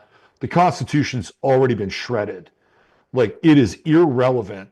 So for somebody like Steve Bannon taking this type of action, which you're talking about, and that's going after the left or the progressives or the commies or the radicals, like, this is right up Steve Bannon's alley. This is what he advocates. And he advocates it because the Constitution is useless. And he illustrated that because he went after Thomas Massie. Constitution, right? We don't need that. Well, we need our heads on a pike. And I'm paraphrasing, but that's a phrase Steve Bannon would use. So that's not uncommon, I think, in certain circles inside of the Trump administration. And there are a lot of people who would willingly give them carte blanche to do that, because to your point, right? To your point, it would be almost a relief in some ways that finally somebody is doing something against the so-called tyranny of the left. Now, that may be a reactionary position, but nonetheless, there are people that would sign on that dotted line yesterday for that to happen. Now, in terms of war, I think Europe is really the hot spot. And I had a conversation with somebody from Germany today, and she told me that Porsche and Mercedes are now starting to make tanks because their car business, the auto business in Germany, is falling apart. Like the economy in Germany is completely collapsing, which could be said for most of Western Europe, including England. So you have an entire area who are standing on really weak economic footing. And not only that, but the men who run these countries tend to be incredibly weak. And they tend to be kind of poor examples of men. So for somebody like Keir Starmer or Friedrich, what's his name, Merz or Schmerz, whatever the guy's name is from Germany, and even Macron, for them to be hawks is to somehow rehabilitate their image as I would say damaged men. Yeah. So for them, war is like therapy, and they can get their war game on and feel like maybe Starmer can parade around like Churchill or something, right? And Macron can play act de Gaulle, and I don't know if this Merz guy would play Hitler, but whatever kind of role. So I think Europe is the place where this is going to get very hot. They have like zero economic growth. They've been destabilized with their fuel. That's clearly taken place over the last couple of years. And anytime you get into a war situation, which is what you were talking about earlier, the borders are changed. Like borders get changed all the time during wars. So I wouldn't be surprised if these borders wind up getting changed again if Europe decides to go to war with Russia. And I think it's not an if, but when they go to war. They have to. They have no other choice. They've reached minus growth, right? Their popularity at home is they're flailing in popularity. So what do you do with something like that? You go to war. And I think that's a huge, huge war theater. You line that up with what's happening in the Middle East right now, connect that back to energy, petroleum. This whole thing with Yemen, Yemen wants to charge a toll for people to go through the Gulf of Aden. It's kind of their right to do that. But all of a sudden the international community says, no, you can't do that.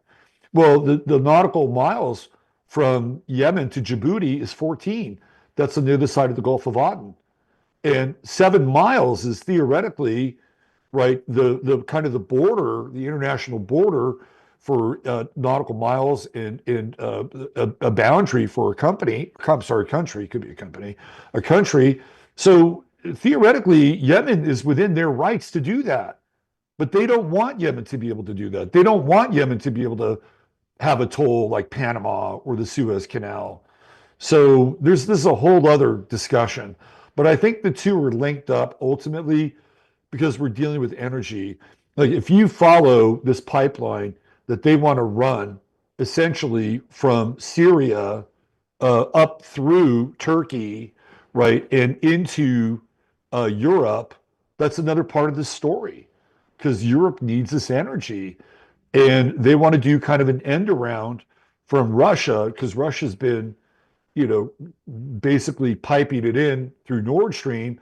But now they want to have another channel to get there, which is why this whole Syria thing has happened. Oh, that's an old one. That's an old one that I remember covering that proposed pipeline for a long time, and a lot of the different types of military conflicts that have popped up along the way in from different special interests that either want it to happen or don't. It's a very, very, very touchy situation, no doubt. And it's connected to Europe, right? And this whole thing is energy in Europe and Russia and Europe's flailing economy and their weak men as leaders, psychologically working it out by parading around as wartime leaders and generals, which is ridiculous.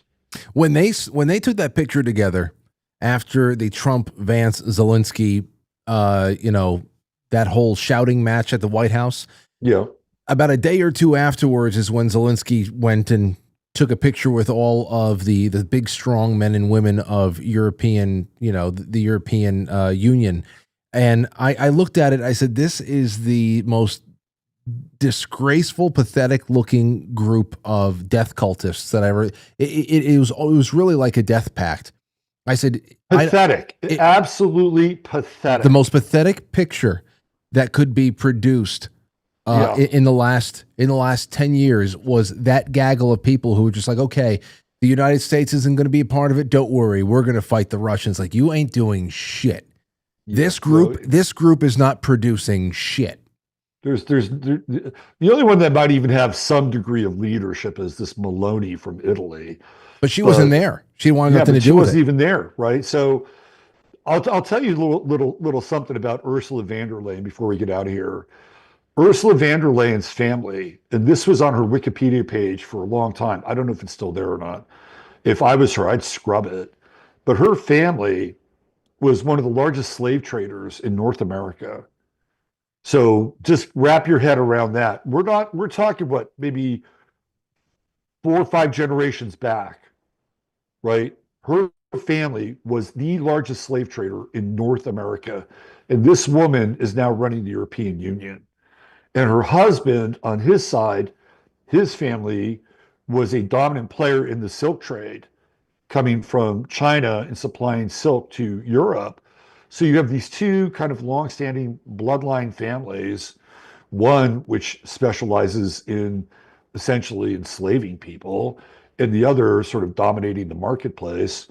Like they're kind of running Europe right now from this position in the European Union.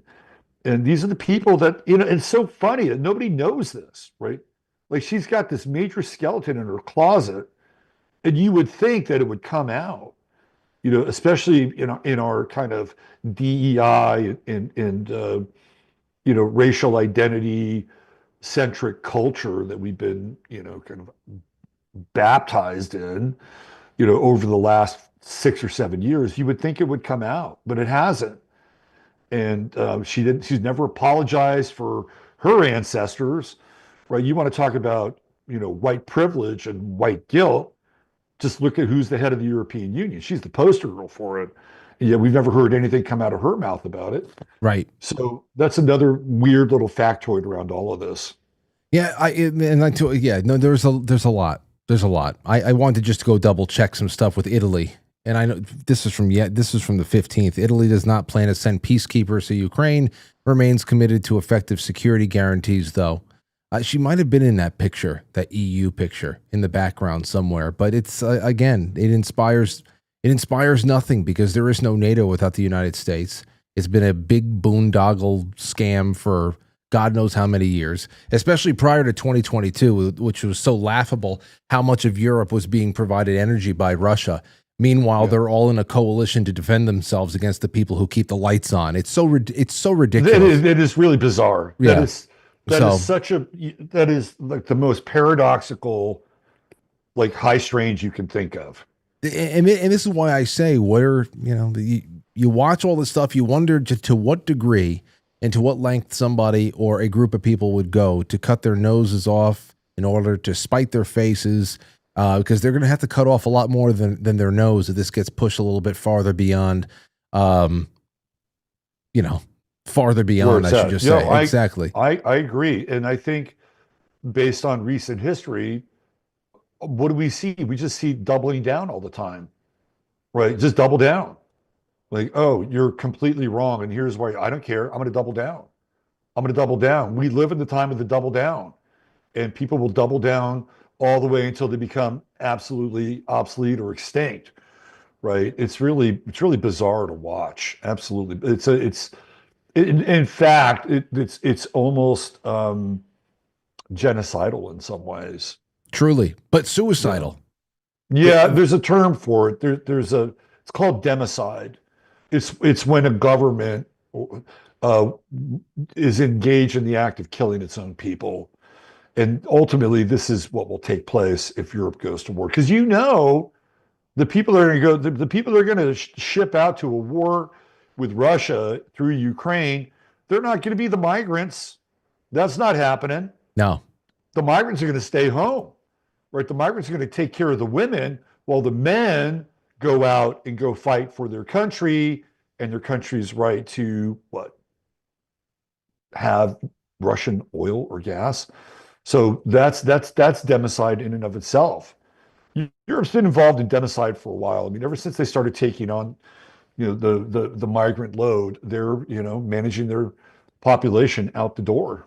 That's it. Well, Robert, I always love when you come by because these are, I don't know, the very relaxing conversations, even though that they have a lot of dire implications. But for some reason, bobbing and weaving through history to give a little bit more depth to what is happening right now is actually kind of cozy to me because, again, We talk about cycles of the past to realize that even something that happened 60 to 100, 500 years ago, we are merely writing the next chapter in that timeline.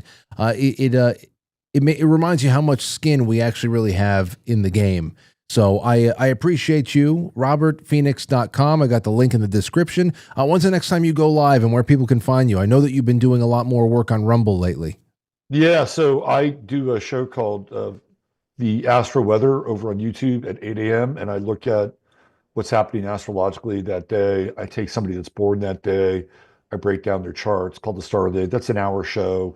And then at 9:11 a.m. Central Standard Time, I do about an hour and a half over on Rumble. And I get into a lot of the material that we're talking about today. Sometimes a bit of an esoteric spin.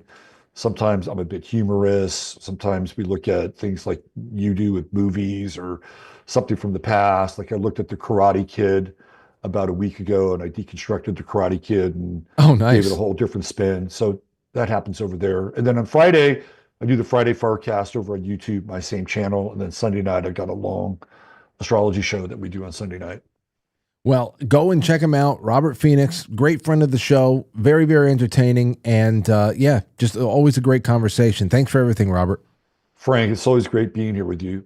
And I appreciate it. You take care. All right, you too. Have a good one. There is that's the end of that. That is the end of that. It's 9 o'clock on the dot. We got one over here. What is this? An Israel one? This is John Carroll just dropped this into the Telegram. From the JFK files. You see a lot of this stuff now. Intelligence Division. Angleton handles special cases of various nature, and he is usually given considerable freedom and leeway in directing the operations of his unit. In general, he is responsible only to the director of the CIA. He has numerous foreign sources and channels for developing information. The primary source is the Israeli Intelligence Service. In addition to this, he is in contact with Jay Lovestone, who periodically makes available to the Angleton copies of reports which Lovestone has received from American Federation of Labor representatives throughout the world.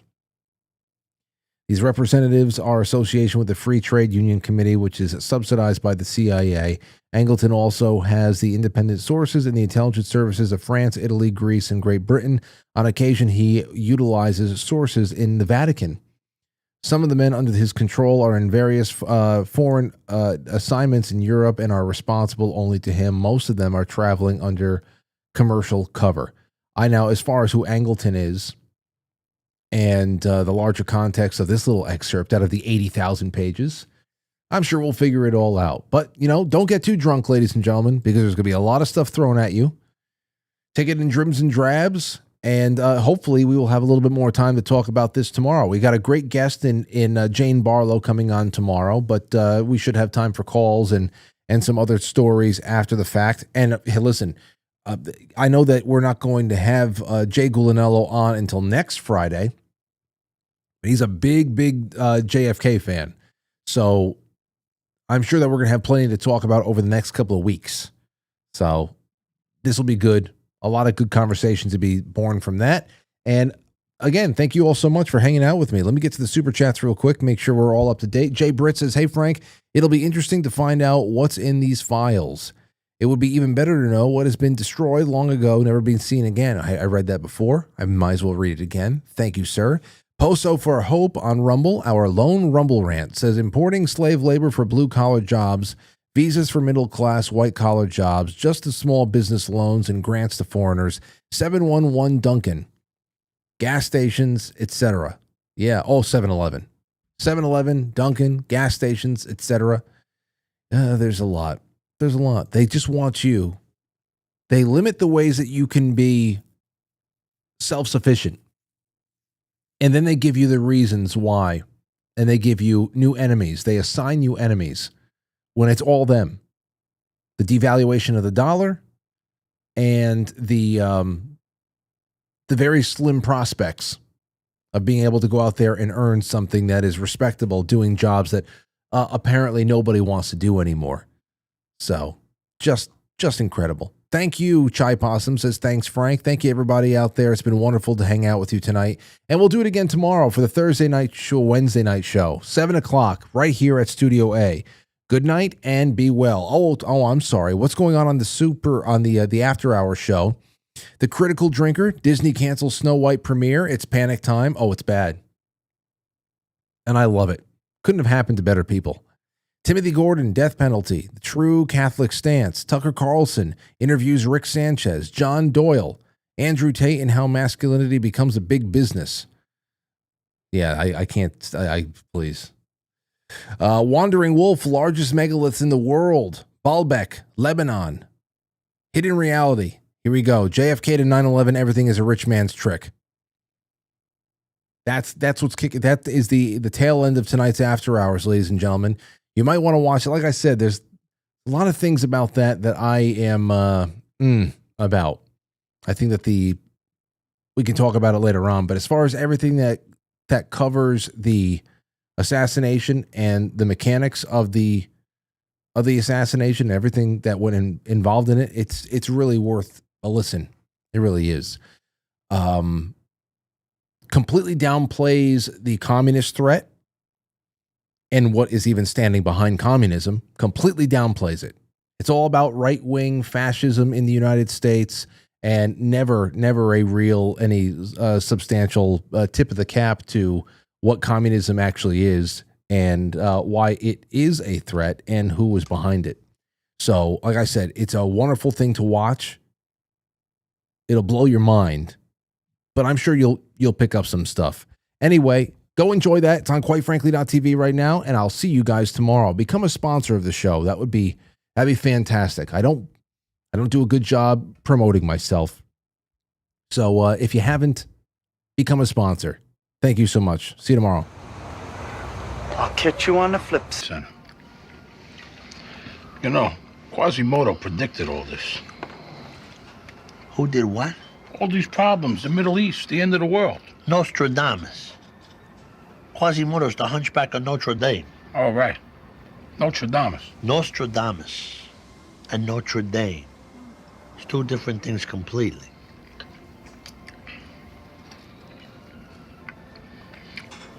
It's interesting, though, to be so similar, isn't it?